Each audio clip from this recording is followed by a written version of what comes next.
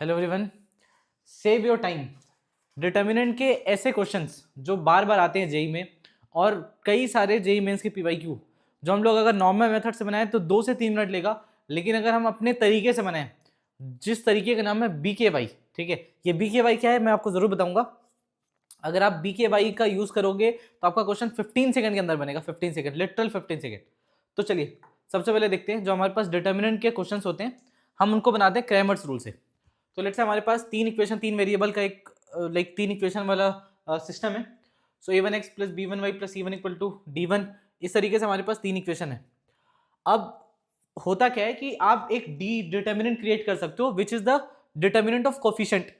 ठीक है, और d1 अगर आप d में से पहला कॉलम हटा के कांस्टेंट को रिप्लेस कर दोगे d1 d2 d3 तो d1 आ जाएगा।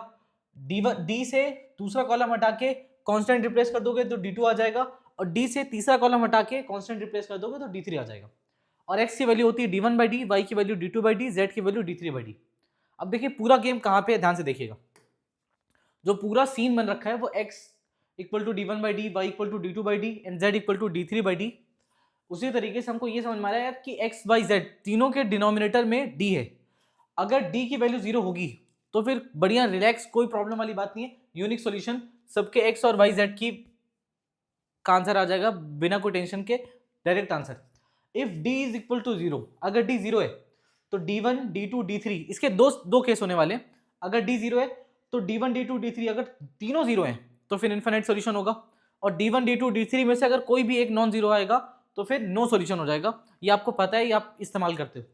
अब देखना ध्यान से, इस क्वेश्चन में जो कि जेई मेंस 2025 का पीवाईक्यू है, इसमें बोल रहा है कि इन तीनों इक्वेशन का कोई सॉल्यूशन नहीं है, नो सॉल्यूशन। तो अगर नो सॉल्यूशन है तो d 0 होना चाहिए और d1 d2 d3 में से कोई एक नॉन जीरो होना चाहिए। तो सबसे पहले मैं एक डिटर्मिनेंट बनाऊंगा जो कि डिटर्मिनेंट होगा कोफिशिएंट का डिटर्मिनेंट। अब इस कोफिशिएंट के डिटर्मिनेंट को 0 कर देंगे तो लेमडा की वैल्यू आ रही है 17। अब देखो ये डिटर्मिनेंट बनाना पड़ रहा है, फिर इस डिटर्मिनेंट को सॉल्व करना पड़ रहा है, तब जाके लेमडा 17 आ रहा है। फिर उसके बाद अब लेमडा इक्वल टू 17 पुट करने पे मैं d1 की वैल्यू निकाल रहा हूं, जिसमें इस कॉलम को रिप्लेस करके मैं 6 9 और म्यू यूज कर रहा हूं। अब देख रहे होगे आप कैलकुलेशन थोड़ा सा टफ हो जा रहा है, 17 इंटू 9 ये सब कुछ। तो ये सब करने में हमारा 2 से 3 मिनट लग जाएगा, लेकिन हमारा आंसर बहुत आराम से आ जा रहा है। Mu does not equal to 18 and lambda equal to 17, ये आ गया डायरेक्टली।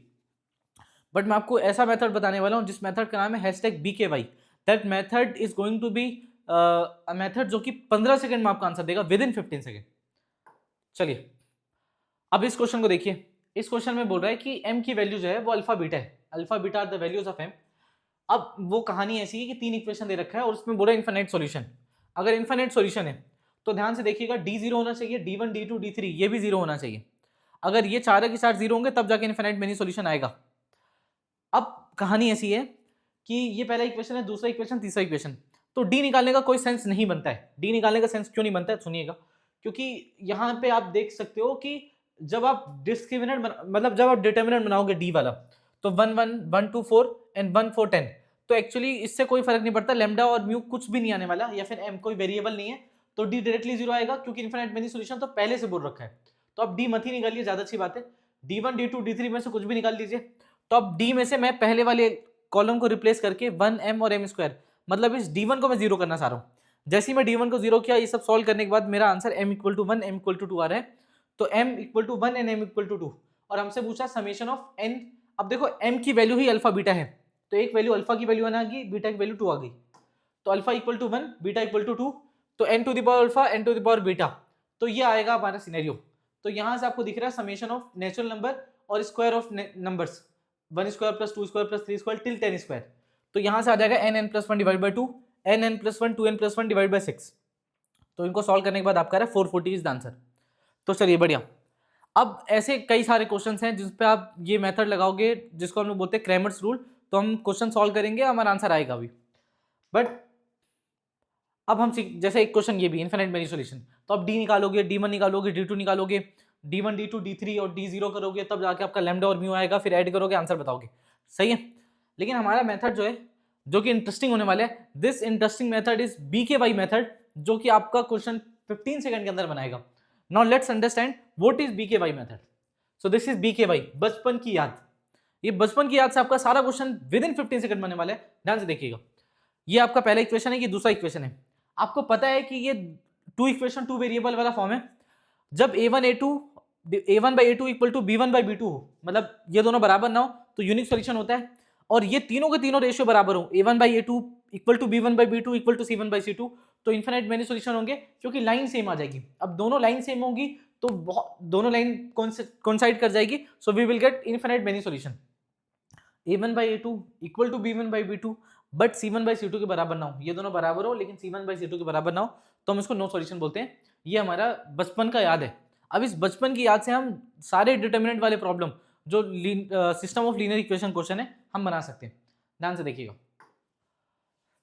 ये जैसे ये क्वेश्चन है। अब इस क्वेश्चन में आपको दिखाई दे रहा है कि यार इसमें बोला नो सॉल्यूशन, ठीक है, जिसको हम पहले ही बनाए थे अभी थोड़ी देर पहले। अब देखिएगा 15 सेकंड आप कैलकुलेट करिए, 15 सेकंड के अंदर ये क्वेश्चन बनेगा।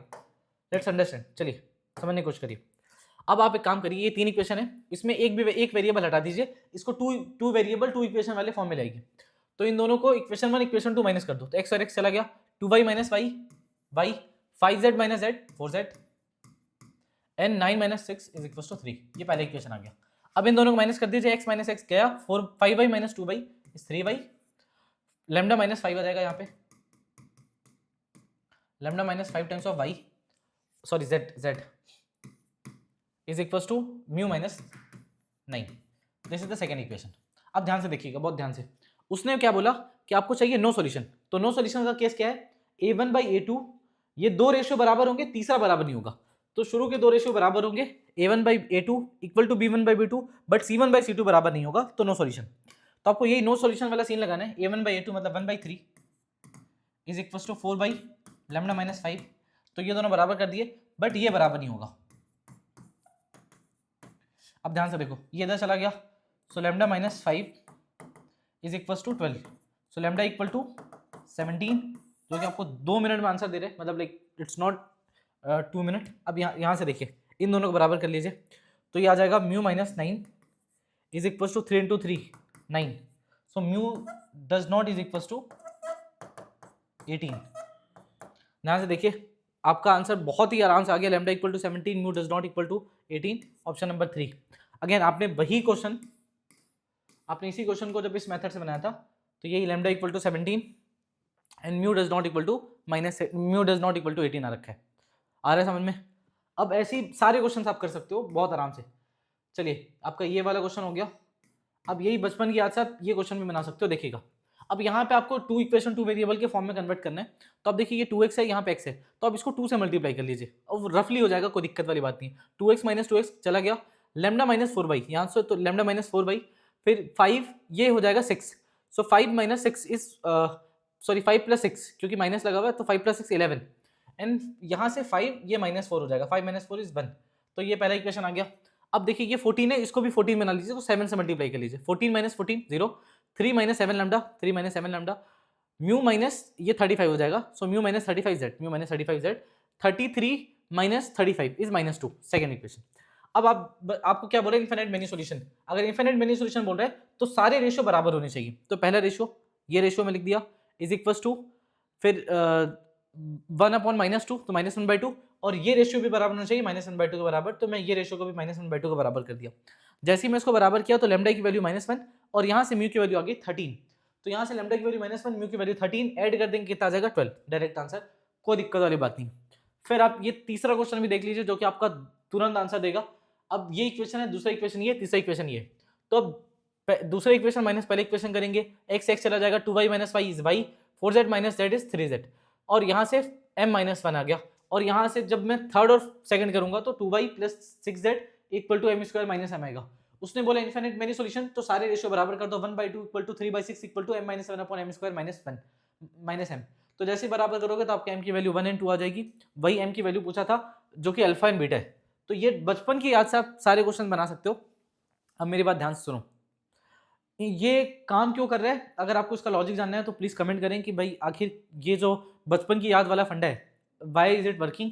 दूसरी चीज, हमारे पास डिटर्मिनेंट और मैट्रिसेस से भरे हुए बहुत सारी चीजें हैं जो आपका टाइम सेव कर सकती हैं, जो कि ट्रेडिशनल मेथड से कई ज़्यादा अलग हैं और आसान भी है।